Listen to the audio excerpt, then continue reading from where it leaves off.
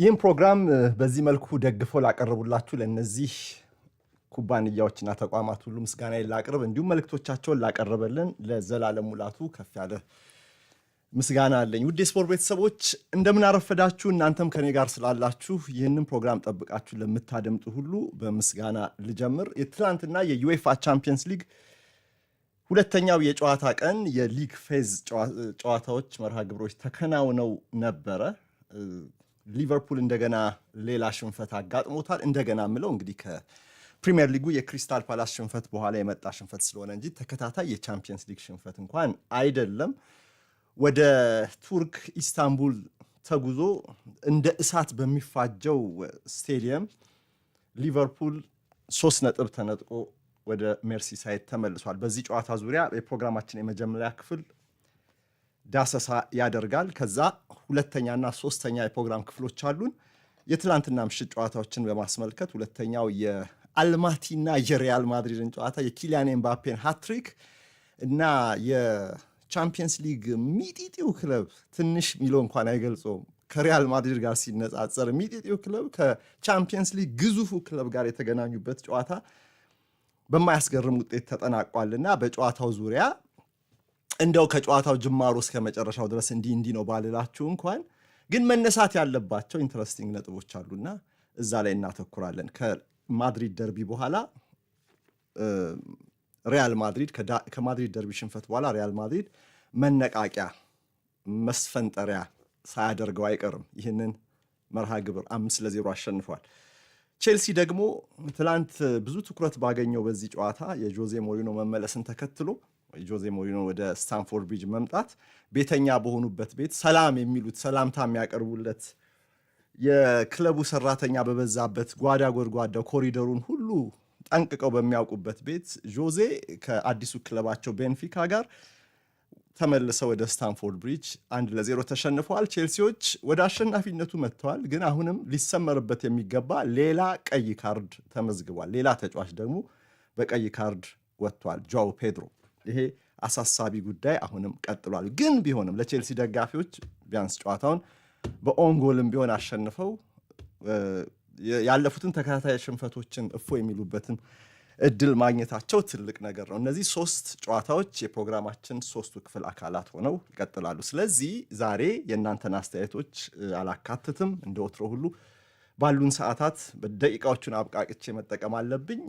እንደ ወትሮ ሁሉንም በጥልቀት በሰፊው ባይሆንም እንኳን ሰዓት በበቃይ ልክ 3ቱን ጨዋታዎች ሽፋን ሰጥቼ ለመውጣት እሞክራለሁ። ትላንትና ዩኤፋ ቻምፒየንስ ሊግ አታላንታና ክለብ ብሩገን አገናኝቶ በቤርጋሞ በጣሊያን በተደረገው ጨዋታ 2-1 አሸንፈዋል። ካይራት አልማቲ ሪያል ማድሪድን ገጥሞ ቅድም እንዳልኳችሁ 5-0 በማድሪድ አሸናፊነት ያበቃ ጨዋታ ነው። ሌላ የማድሪድ ክለብ አትሌቲኮ ወደ አይንትራክት ፍራንክፈርትን አስተናግዶ 5-1 አሸንፏል።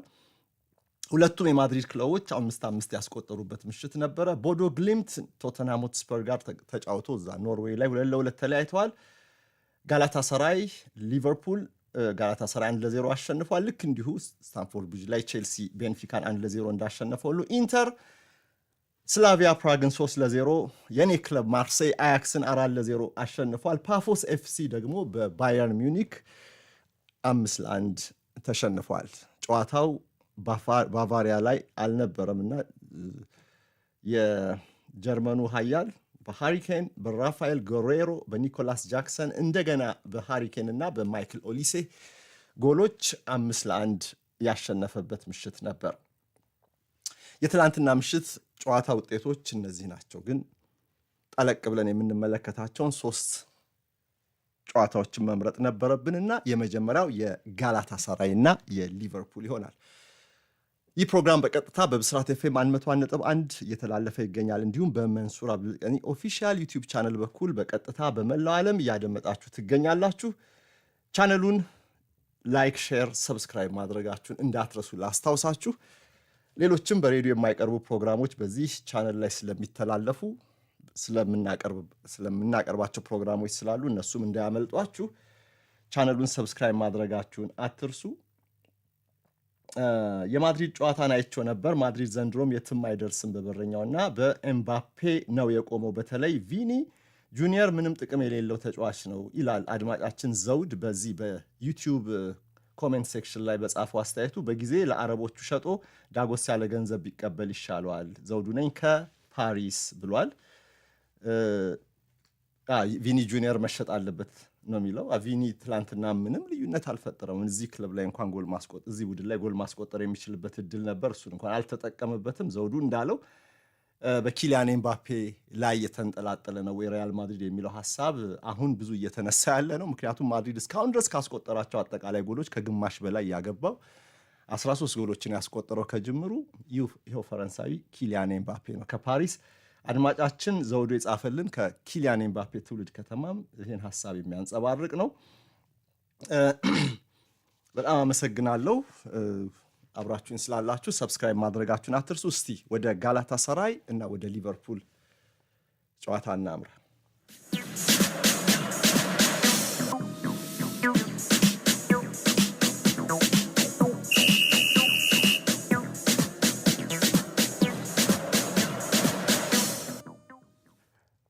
የአሊ ሳሚ ዬን ስቴዲየም የጋላታሳራይ እግር ኳስ ክለብ መቀመጫ ሆም ስቴዲየም ዛሬ ራምስ ፓርክ ተብሎ ተሰይሟል።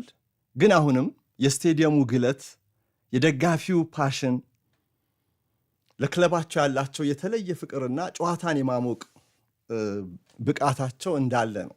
የክለቡ ስም ያው ነው፣ ጋላታሳራይ ነው። የክለቡ ስቴዲየም ስም ነው የተቀየረው። ኢስታንቡል ደግሞ ለሊቨርፑል በጎም ታሪክ አለው። የኢስታንቡሉ ተአምር 2005ን ማንም አይረሳም። ይሁንና ትላንትና ሊቨርፑሎች ያሰቡትን አላገኙም። 1-0 ተሸንፈው ሲመለሱም ከጨዋታው ጋር ተያይዞ ውጤቱንም ተንተርሶ የሚነሱ ነጥቦች አሁን በሊቨርፑል ላይ እንደ ቀድሞ አዎንታዊ ገጽታ የላቸውም። ይልቅስ አርነ ስሎት ማስተካከል የሚገባቸው ከበድ ያለ የቤት ስራም እንዳለ የክሪስታል ፓላሱን የትላንትናው ጨዋታ እየነገራቸው ይመስላል። አሁን እንግዲህ በሊጉ ላይ አንድ ጨዋታን የተሸነፉት እንግዲህ በሊጉ ፉክክር ላይ ፔዳላቸውን ሳቱ የምንልበት አይደለም። ሻምፒዮኖችም አልፎ አልፎ ሊሸነፉ ይችላሉ፣ ይሸነፋሉ። በቻምፒየንስ ሊግ ደግሞ እንደገና ተደርቦ የመምጣቱ ጉዳይ ይህ ሽንፈት ግን ያው ተከታታይ ሽንፈት ስለሆነ መቼም አዎንታዊ ነገሮችን ላያስወራን ይችላል። ይልቅስ ሊቨርፑል ለምንድን ነው በተከታታይ የተሸነፈው የሚለው ጥያቄ መነሳት ግድ ይለዋል። አሁን ትላንትና እንደታየው የሊቨርፑል ተከላካይ ክፍል አሁንም ጥያቄ ይነሳበታል። የመከላከል አጨዋወቱ አጠቃላይ የአሰልጣኙ ሮቴሽን እየሰራ ነው ወይ? ሮቴት አረጋለሁ ብለው ምክንያቶቻቸውን አቅርበዋል። በትላንትናው ጨዋታ ላይ ውጤት አላመጣም።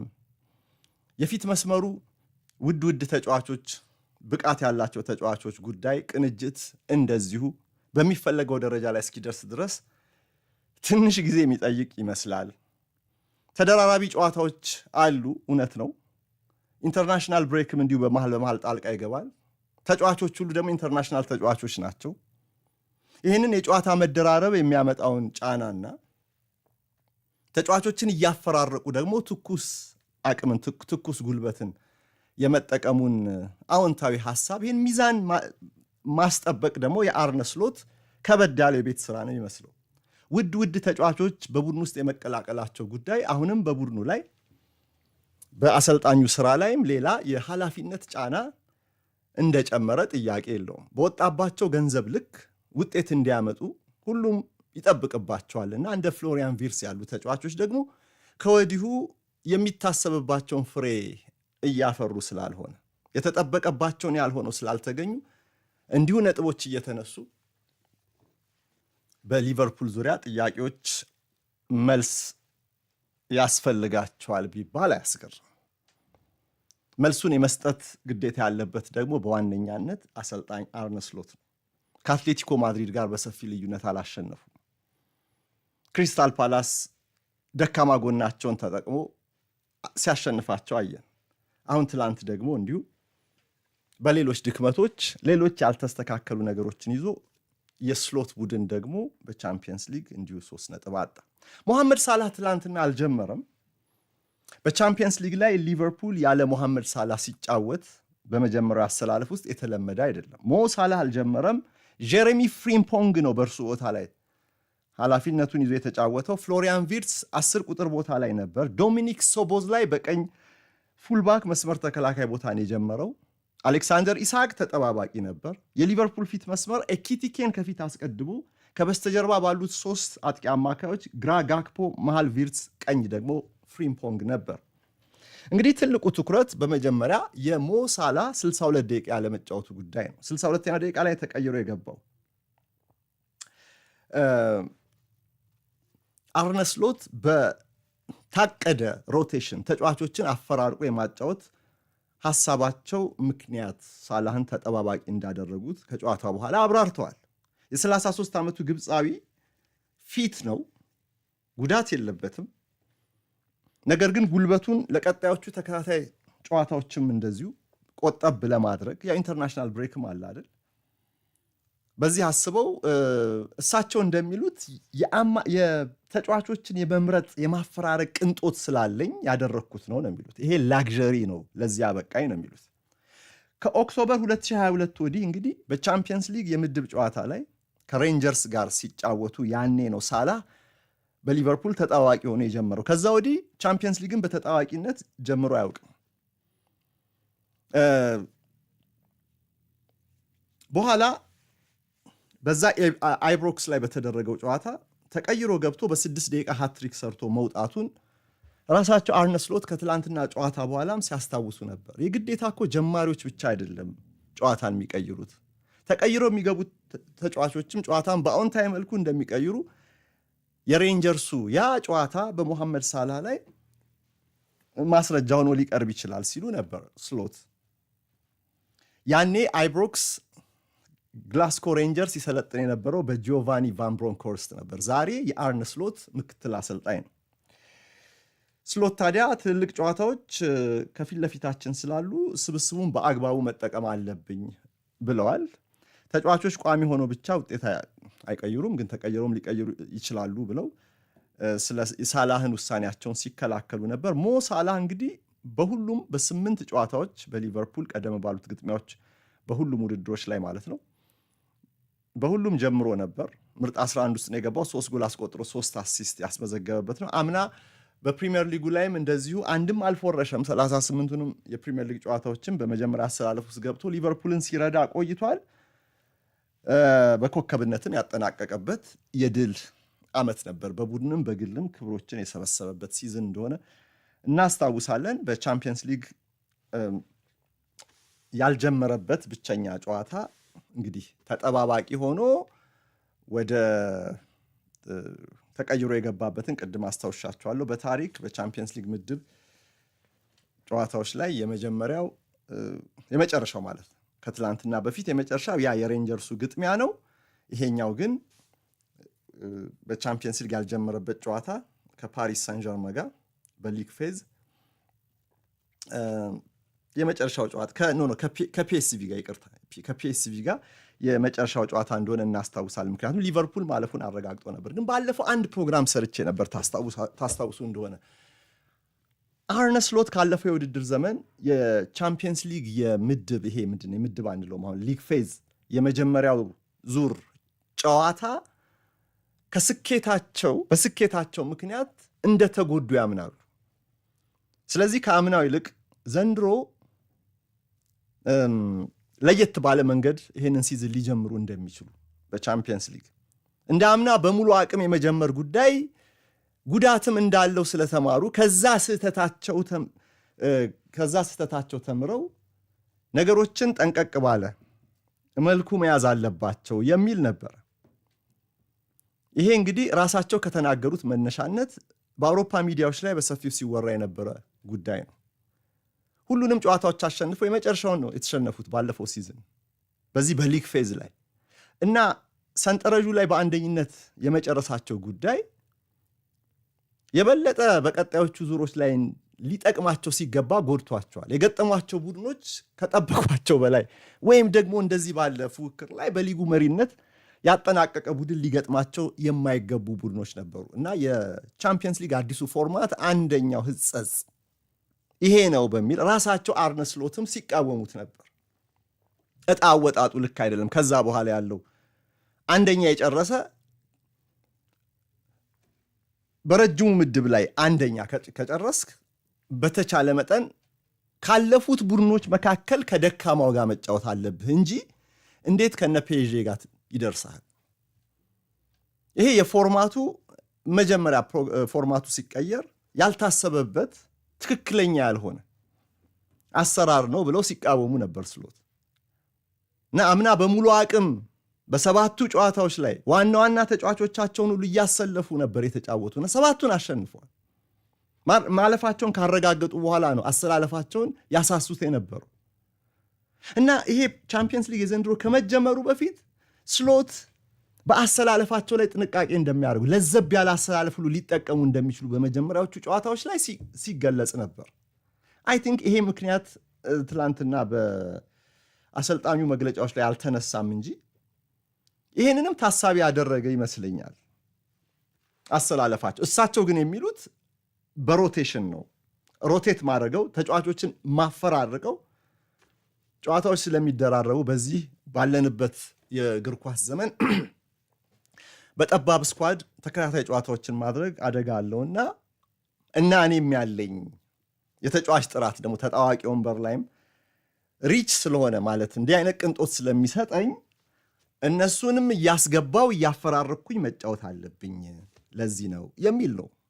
በአጠቃላይ ሞ ሳላህን ተጣዋቂ የማድረጉን ውሳኔያቸውን በተመለከተ ደቹ አሰልጣኝ የሰጡት አስተያየት ከክሪስታል ፓላሱ ጨዋታ 4 ለውጦችን ያደረጉት አሌክሳንደር ኢሳቅ፣ ኮነር ብራድሊ፣ አሌክሲስ ማካሊስተር ወደ ተጣዋቂ ወርደዋል ልክ እንደ መሐመድ ሳላህ ሁሉ እና ለነዚህም ተጫዋቾች የሰጡት ለነዚህም ተጫዋቾች ተጣዋቂ መደረግ ወይም ጨዋታውን አለመጀመር የሰጡት ምክንያት ተመሳሳይ ነው። ኢሳቅ ፕሪሲዝን አልሰራም አሉ።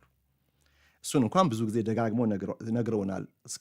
አሁን እንግዲህ ዛሬ ገባን ኦክቶበር አይደል? እስከዚህ ወር ድረስ ታገሱ ሲሉ ነበር። ኢሳቅ ፕሪሲዝን ከኛ ጋር አልሰራም። ማካሊስተር ፕሪሲዝን አምልጦታል።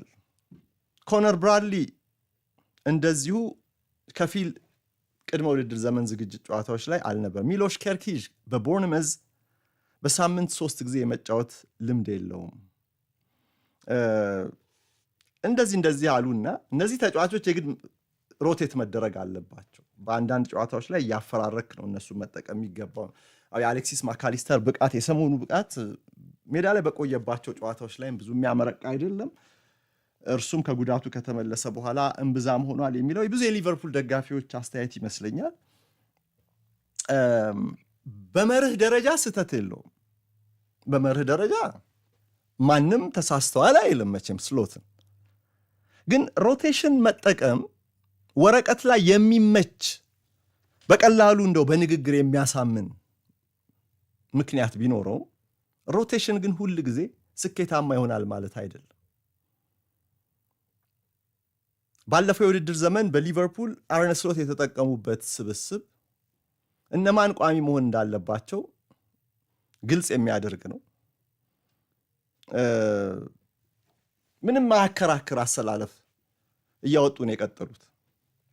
እንደው ጉዳት ካልመጣ በስተቀር ቅጣት ከሌለ በስተቀር ተጫዋቾች ፊት ከሆኑ ማን ይሰለፍ ግልጽ ነው።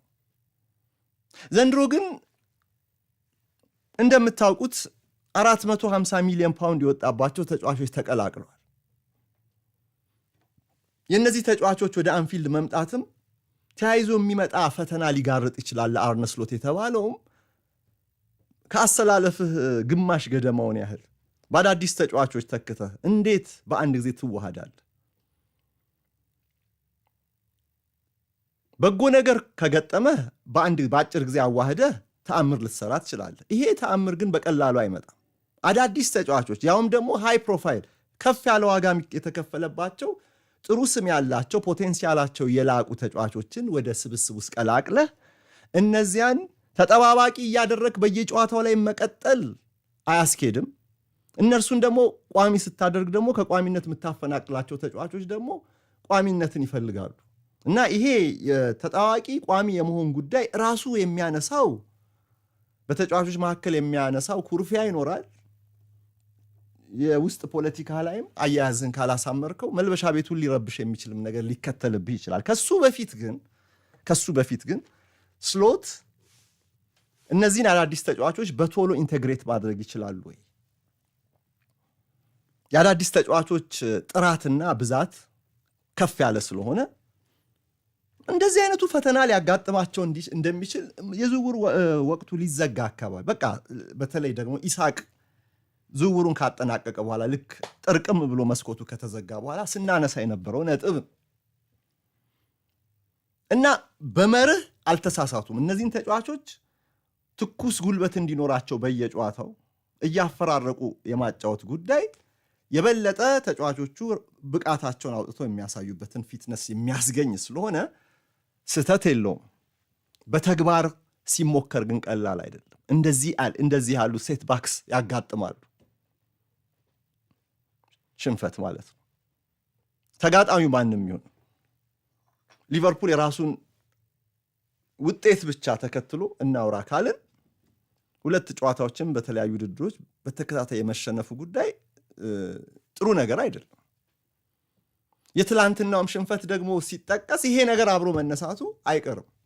አሁን ጥያቄው ለጋላታ ሰራይ ለክሪስታል ፓላስ ብቻ ሳይሆን በቀጣይ ስላሉ ጨዋታዎች እነዚህን ተጫዋቾች እያፈራረቁ እንደሚቀጥሉ ይሄ ሮቴሽን እንደሚቀጥል ነው ስሎት ከንግግራቸው መረዳት የምንችለው። እንደዛ ከሆነ ካላዋጣቸው በዚሁ መልኩ በቶሎ ካላስተካከሉት የሊቨርፑል ውጤት እንዴት ሊቃና ይችላል? እነዚህ የሁለት ጨዋታዎች ማሽቆልቆል እንዴት ሊቃና ይችላል? ይሄ የደጋፊው ጭንቀት ሆኖ የሚቀጥል ነው። ቡድኑ ደካማ ጎኖችን በደንብ አሳይቷል። ቅድም የጠቀስኩላችሁ ደካማ ጎኖች በአስቸኳይ መስተካከል አለባቸው። የአምናውን የፕሪሚየር ሊግ ድል ለመድገም 21ኛውን ሪከርድ ዋንጫ ለማሸነፍ በቻምፒየንስ ሊግም የሚጠበቅባቸውን ውጤት ለማግኘት የግድ ነው። ይሄ የሚጋለጠውን ተከላካይ ስህተት የሚፈጽመውን ተከላካይ አስተማማኝ ማድረግ ግድ ይላቸዋል። ፊት መስመር ላይ ኢሳቅ፣ ኤኪቲኬ፣ ጋክፖ፣ ሳላ በተለይ ደግሞ የፍሎሪያን ቪርትስ ነገር መፍትሄ ይፈልጋል። ይሄን እንዴት ነው እነዚህ ተጫዋቾች ያላቸው የላቀ እጅግ ከፍ ያለ እምቅ ብቃት ወደ ተዋሃደ ውጤታማነት ወደ አስተማማኝነት እንዲቀየር በመጀመሪያ የአሰልጣኙ የጨዋታ ፕላን እነሱን የሚያዋህዱበት ሐሳብ ወሳኝነት አለው። አሁን ለቪርትስና ለአለቆቻቸው ለዝውውር አለቆች በተለይ ከባድ ራስ ምታት ሆኖ የመጣው የፍሎሪያን ለስሎትና ለአለቆቻቸው ከባድ ራስ ምታት ሆኖ የመጣው የፍሎሪያን ቪርትስ ጉዳይ ነው። 116 ሚሊዮን ፓውንድ ድረስ የሚወጣበትን የዚህን ተጫዋች ፖቴንሻል አንሎክ ማድረግ ካልቻለ ሊቨርፑል ከባድ ብክነትና ሐሜት ነው የሚከተልበት። ብክነት ስላችሁ የወጣበት ገንዘብ ከፍተኛ ስለሆነ እሱን ተጠዋዋቂ ማድረግ ከተጀመረ የአዲሱ የውድድር ዘመን የአዲሱ ሊቨርፑል የቡድን ፕላን የመጀመሪያው ፕላን ገደል ይገባል። ቪርትስን በ10 ቁጥር ቦታ ያሰለፈ ነው አዲሱ ፕላን።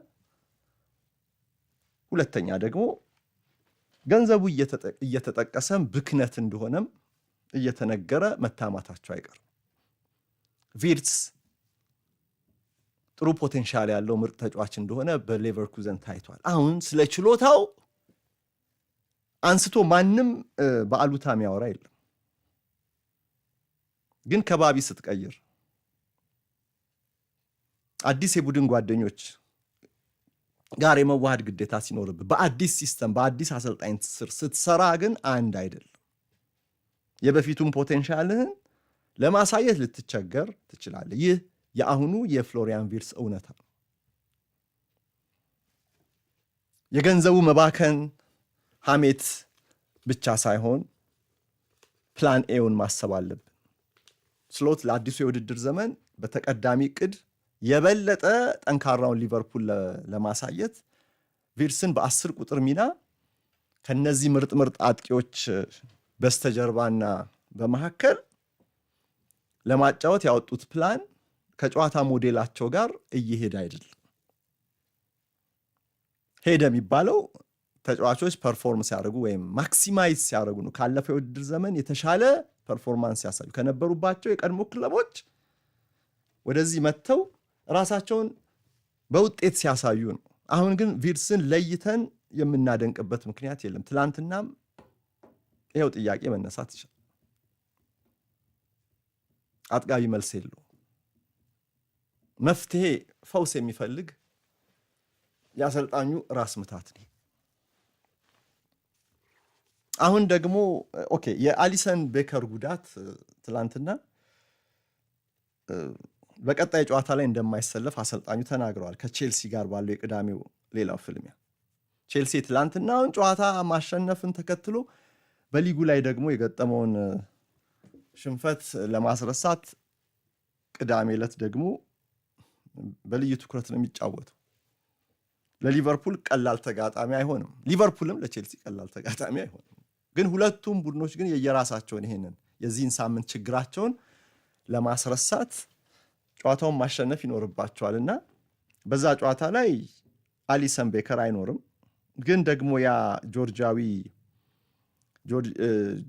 ማማርዳሽቪሊ የተባለው ግብ ጠባቂ አለ። ከስብስብ አንጻር የሚያሳስብ አይደለም። ጆርጂ ማማርዳሽቪሊ 25 ዓመቱ ነው። አሊሰን ቤከርን ተክቶ ለቀጣዮቹ ዓመታትም ለሊቨርፑል በሩን ይጠብቃል ተብሎ ተስፋ የተደረገበት ጥሩ ግብ ጠባቂ ነው። በቫሌንሲያ ለአንድ ዓመት በውሰት በድጋሚ ተሰጥቶ መቆየቱ ይታወቃልና አሁን እድል ያገኛል እና ከተጫዋች ምርጫ አንጻር አሊሰን ተጎዳ፣ ማማርዳሽቪሊ ተተካ፣ ብዙም የሚያሳስብ አይደለም።